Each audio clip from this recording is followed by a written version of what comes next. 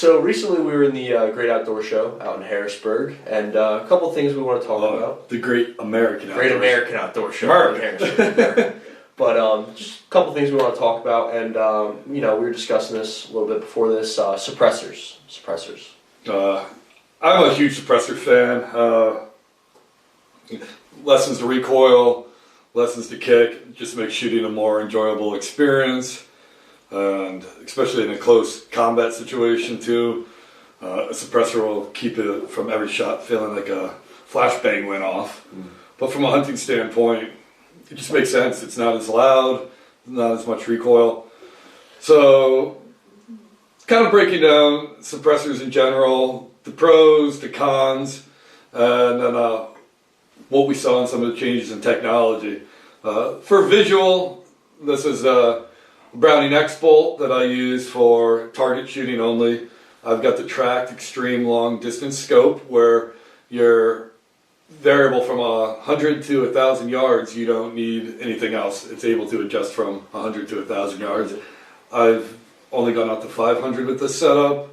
I'm using the heaviest 6.5 Creedmoor bullet I can use in this one to get that reach out there and punch. But on the front, I have a Griffin 30 cal can. It's full auto rated. It's got I think it's all titanium, but I know the blast plate's titanium and the rest are either stainless steel. It's a little bit heavy, but it's a great all-around suppressor. When I bought it, I didn't have a 30 cal, but I knew that I wanted one. So I was using it on a 223, and you just change the adapter to the inside. But I wanted something compact. I had a AR-15 with a pistol brace on it, but even with the pistol brace and a 6-inch barrel, I think that one had an 8-inch barrel. It still had a lot of extra length, and that's one of the problems I don't love about the Griffin suppressor is that you have a muzzle brake on the gun, and the muzzle brake is internal on this one.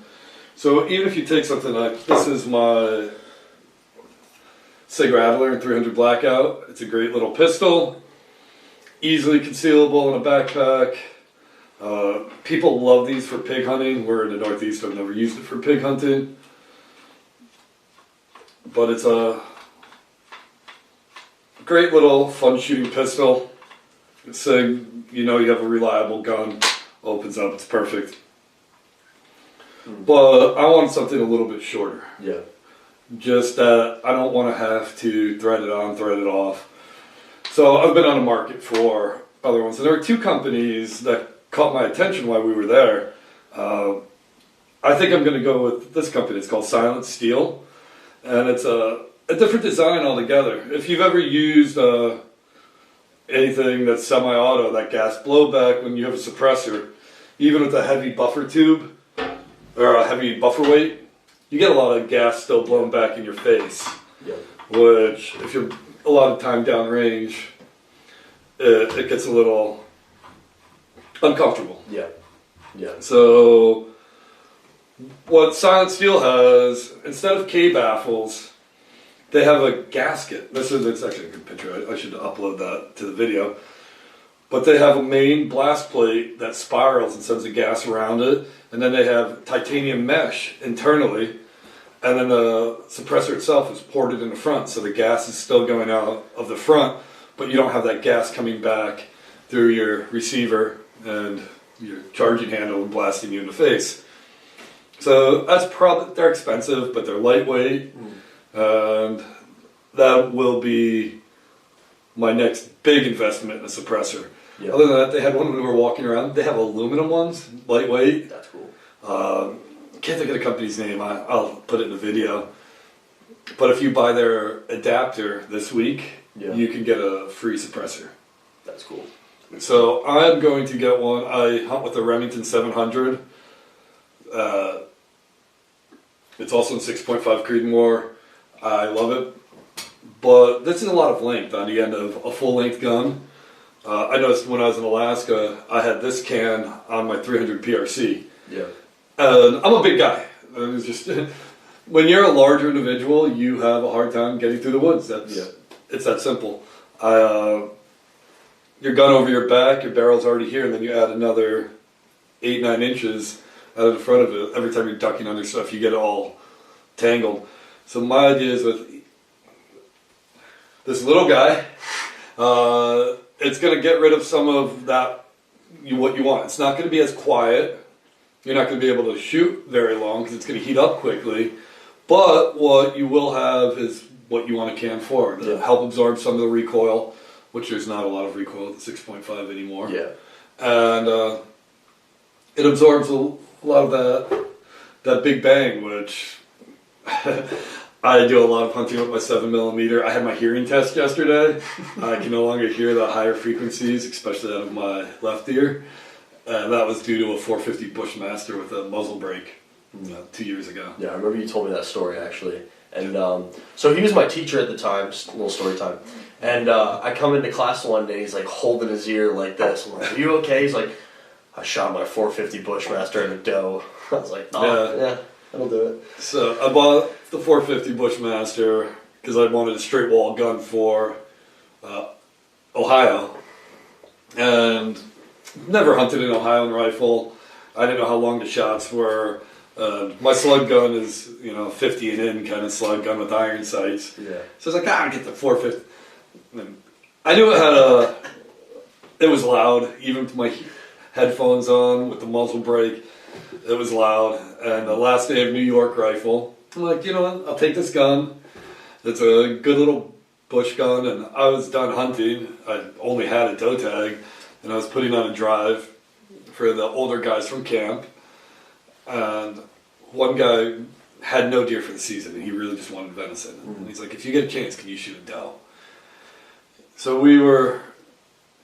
the shooters were set up, and me and a couple of the other guys are kind of meandering through the woods. The doe goes running, I swing through, and boom! And I felt like I got slapped right in the ear.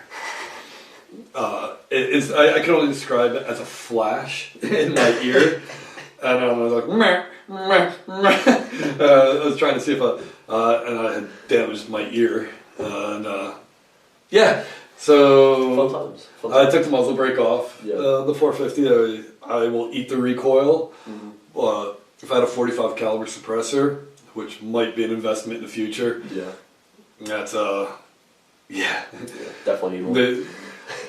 My 7mm, I don't know how many times I've done it now, where my muzzle's been too close to a tree.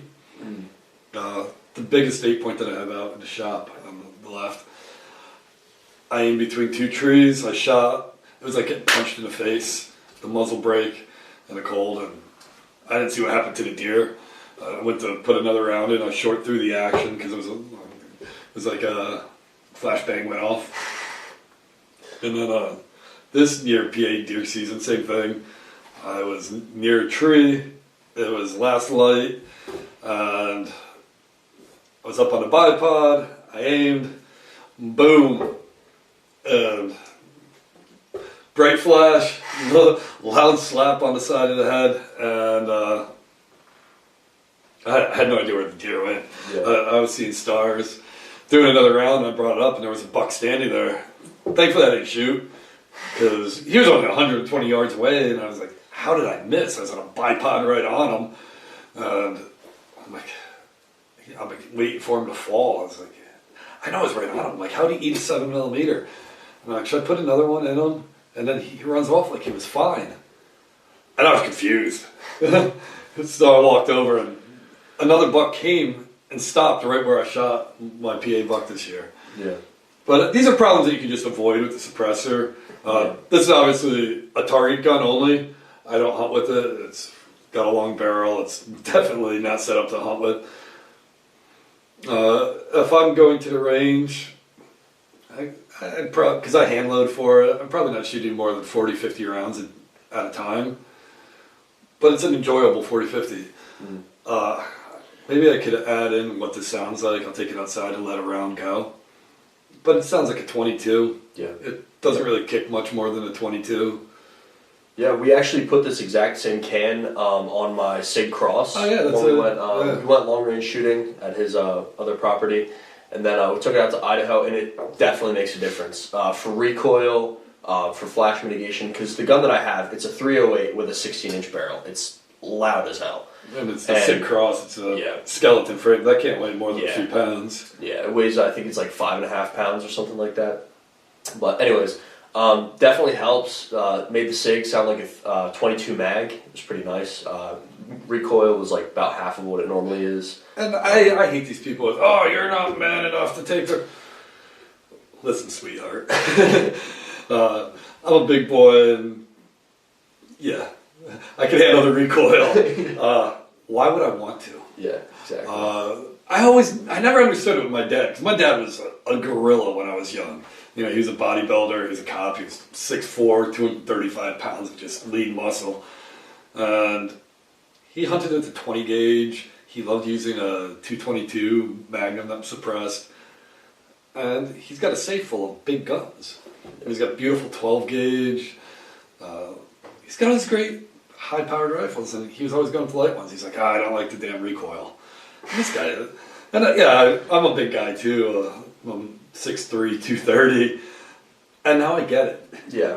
If you don't have to beat yourself up, why would you want to? Yeah. And like another thing that people don't really think about when it comes to suppressors is flash mitigation. So they're really good for flash mitigation, obviously.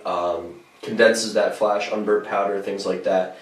Also lessens the recoil. So all in all, it makes follow-up shots a lot easier if you have to take them. Let's say low light situation, if you have a big flash going in front of you, you're going to lose your vision for a little bit. And it's also going to jump a little bit more, so you're going to come off target. Only real time you can see the flash is when you're looking straight down the suppressor, but if you're looking straight down the suppressor, you have bigger problems than losing your night vision. It's a mile at the birdie. Exactly. And I mean, this is for hunting and fishing, but obviously I have a law enforcement background, and I'm a firearms instructor, and I was really involved in the tactical training. You've done some of my tactical training in school. That up close, going through. If you've never shot a rifle indoors, it is loud. It sucks. And in low light combat situation, you're going to want that suppressor. Yeah. Even on the friendly end of the gun, that helps to have a suppressor. But now that we're going, I don't do any nighttime predator hunting. Yeah. Lincoln, if you're watching this, maybe you can come on and talk about suppressors and thermal. Did you see his thermal yet? I did, yeah. It's pretty sick. I want one in the worst way, but I don't do any night hunting. Yeah. Yeah. Well, my dad actually recently invested in a suppressor. Yeah. Reason being is we have a lot of foxes and a lot of coyotes in our area where our farm is. You know, going to be doing a little bit of night hunting, things like that. Don't want to wake up the entire neighborhood. Pretty sure he's going to get a 204 Ruger as well. Yeah, he was saying that to me, that's why he wanted to go. Yeah. My video the other day, just a short video with his father, who is a lot more prevalent on social media than we have been. You know, we're trying to do our own thing now, obviously mine to grow my business, and Newt to show off his fancy little sports car he's got parked in the driveway. But his father started off in this house, which is not really the best house for homesteading, but he had a beautiful garden and a chicken coop and everything, and before they purchased their own farm. But he has a great following, great videos for little projects around the house, and he's getting back into it. He's a kilted homesteader at Pointer Hollow Farm. Yep. Definitely worth checking out. They're just fun. Yeah. Great content. Good content. You know, when I bought this house, a lot of the things, it's funny going around seeing those bee. Yeah. If you have a problem with wood bees, which we have, he makes these great little wooden boxes with a screw and mason jar. You put some sugar water in it. The bees go in, and they're like hornets, wasps, yellow jackets, not honeybees. You don't have to worry about that. And this house has a wood garage. That's where my shop is. They like to burrow into the wood and destroy it. Mm-hmm. And he's a little. Just great little things. Yeah, it's fun. If you're into homesteading or farming, gardening, chicken rearing, goats, pigs. Yeah. Yep. He also comes from a military law enforcement background too, so. Yeah. Good guy. Great. He's alright. Newt's my buddy, but Big Newt is more of a peer. So, yeah, that's really all we have about suppressors. I said I got my first can about 10 years ago. but my dad had been using them for a while. He actually designed, I believe, 2 of his own. I don't know what the new rules. It's a lot easier to get a suppressor, but he had to send his design to the ATF, and then he gave it back to him, and then he had to register it, and he had to do the serial number. But the problem was with the suppressors, when he started, they were steel, stainless steel plate, glass plate, and baffles and everything, and they were really heavy, and my dad had a neck injury, and it just bothered him to have that weight out in front, so he designed aluminum. He created a stainless steel blast plate, but aluminum K baffles in an aluminum can. They're only good for 1 shot, 2 shots, and you have to wait, kind of like the one I'm going to be buying today. But it was a great design. His are a lot more effective than the tolerances on a store-bought one. They're going to have a lot more of a hold than you need. He had his down, very close. Yeah. And they're a lot quieter. Yeah. He did a really good job. I know he bought his first one, and I think he made 2. I'm not sure. I know it was a long process to get them legal, and then he has a 22 can as well, which is great. Great influencer in my life. My dad's partner. There was a man named Mike Hornack from back home. Great cop, great guy. Him and my father worked together for years. He guided elk hunts out west. Nice. And big turkey hunter, just awesome hunter. And he gave my dad a Walter 22. Cool. That's cool. That my dad suppressed. That's awesome. But if you guys are going to be investing in a suppressor, definitely do your research with mounting systems, with your thread pattern, things like that. Making sure you have a good lockup on it before you shoot it. Last thing we want to see you do is get a baffle strike on your $1,000 suppressor because it's expensive to replace. And they're just a lot easier. If you're in Pennsylvania, I don't know about Connecticut, New York, New Jersey. Liberal gun laws that make absolutely no sense. Yeah. Like my Mini 14, completely legal. My AR-15 was completely illegal. Yeah. Because one looks scary. Yeah. You can't even use hollow points in Jersey. Can't care. Even law enforcement. A quick story, just to add some time to this. So I'm a retired New York City police officer, and we had federal money for counterterrorism. So they wanted us going from Penn Station, New York to Penn Station, Newark on the trains. Now, in the NYPD, we carry spear jacketed hollow points, the law enforcement, plus P. Great bullet. New Jersey, hollow points are illegal. The NYPD has policies that they don't deviate from. You have to use the NYPD issued ammo. You're not supposed to put anything else in a gun. So now they sent us to Jersey, and I was the only one who kind of a gun guy. I was like, hey, Captain, our ammo's not legal in New Jersey.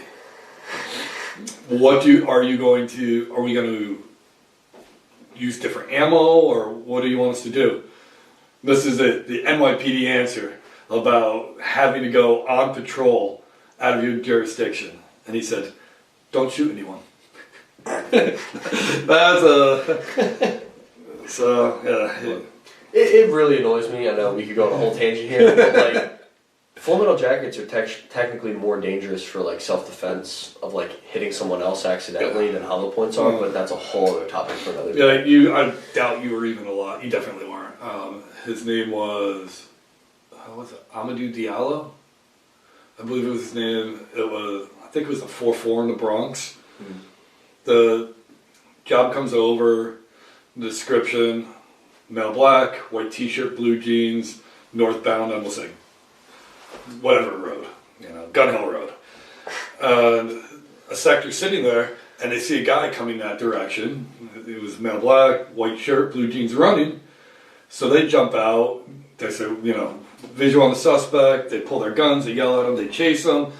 The guy sees them coming after him, he goes running, he cuts into a little vestibule alley type thing. They come around the corner with their weapons drawn, and he does one of these and turns around quickly with a wallet in his hand. And first cop shoots, and this was an NYPD, didn't want to use hollow points because they were killer rounds. And the NATO round is a full metal jacket. He misses completely. Bullet ricochets, comes back, hits him right in the vest. That's crazy. And he yells, "I got shot." That's crazy. Gun, I got shot. Echoing, he starts shooting. His partner starts shooting. The bullets are ricocheting back. They think they're being shot at. 2 other cops come up. I believe they fired over 50 rounds. The first cop who got shot, he unloads his gun, reloads, and keeps shooting because bullets they go up to the body. The first cop to go to the body to retrieve the gun, he wasn't involved in the shooting. He was a responding officer. He was my lieutenant. And he flipped him over to get the gun, and the guy had a wallet in his hand. And they're like, no, and the cop's like, I got a bullet in my vest right now. Yeah. Which led to further controversy. They said he shot himself, but this poor guy, he turned out, I think he was from Africa. He was an immigrant, and he was running home for something. And he came from a country where law enforcement can't be trusted. He was worried that he was getting robbed, so he tried to outrun him. And then he was trying to show his ID really quick. He didn't understand, lack of communication, or I don't want to say lack of understanding of the laws in the United States, and he didn't understand the language. And the wrong ammo in the gun led to, pretty horrific acts. Yeah. I can't remember. Accident, yeah, but it was just, these are some of the things that happen sometimes in law enforcement. And obviously there was a lot of civil unrest. Just a crappy situation. Yeah. And we will talk a lot about ammo in these upcoming podcasts. Obviously I'm a big gun guy. This thing's sexy. I just opened one of my gun safes downstairs, and I think I saw a twinkle in Newton's I eye. was like drooling. Yeah. A tear possibly swelled up. Well, I love shooting. I love hunting, love fishing. So, Yeah, but yeah, if you are considering getting a suppressor now, the laws are definitely easier under the current administration. You know how easily that can change. But if you are considering now is the time, there's a lot of great options out there. My biggest advice, think about what you want to do. If I would do it over again, I probably wouldn't get this can. Just because I don't like the internal muzzle brake, I would go a little bit shorter. Yeah. It is a great can. I love the fact that it's easy to break down and clean, but I would go a little bit shorter just because mine are for hunting and more of a tactical approach. Where, as far as long range shooting, it's a great can. Yeah. Great things come in small packages. But, no, but seriously though, if you guys have any questions, the comments are open, DMs are open on social medias, things like that. Yeah, we're not experts, but we'd be happy to help you guys. Well, you're not an expert, I am. Oh, sorry.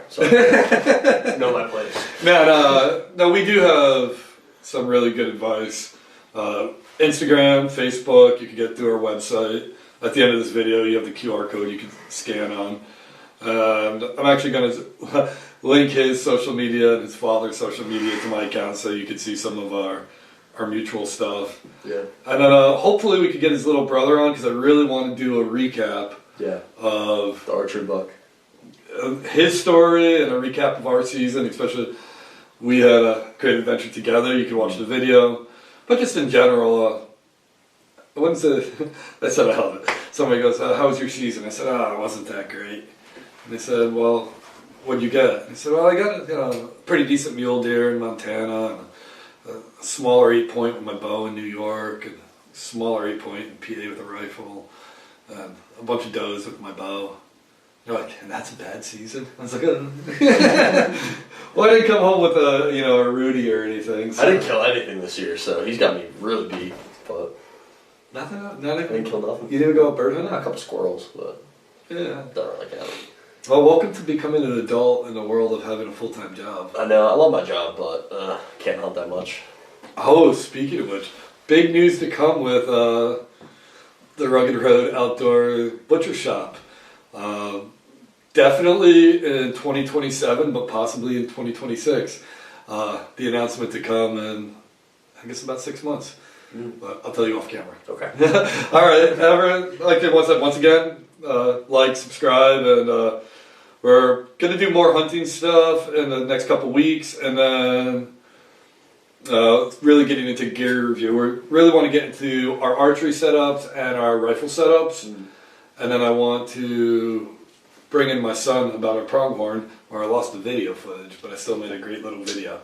So that'll be up by the next week. All right, God bless.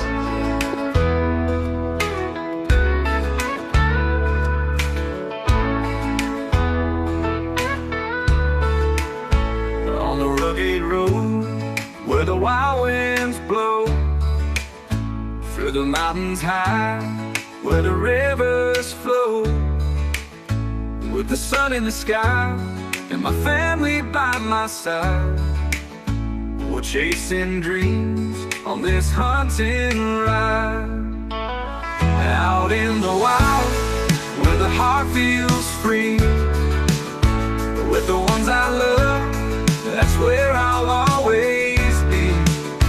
Through the woods so deep and the sky so wide,